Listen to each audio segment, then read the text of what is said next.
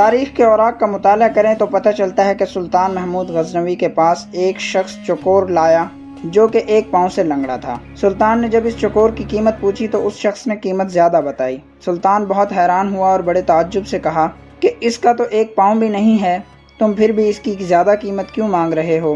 تو اس شخص نے بتایا، میں ایک شکاری ہوں، چکوروں کا شکار کرتا ہوں، میں اس چکور کو لے جا کر اس جال سے باندھ دیتا ہوں جس سے شکار کرتا ہوں، تو یہ بہت سی عجیب آوازیں نکالتا ہے اور پھر بہت سے چکور اکٹھے ہو جاتے ہیں اور میں ان کو پکڑ لیتا ہوں۔ سلطان محمود غزنوی نے فوراً یہ چکور اس کی قیمت کے عوض خرید لیا اور اسے ذبح کر ڈالا۔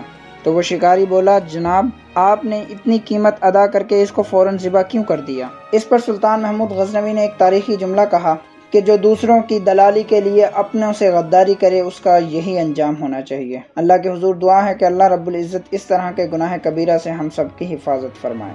سلام پہنچے۔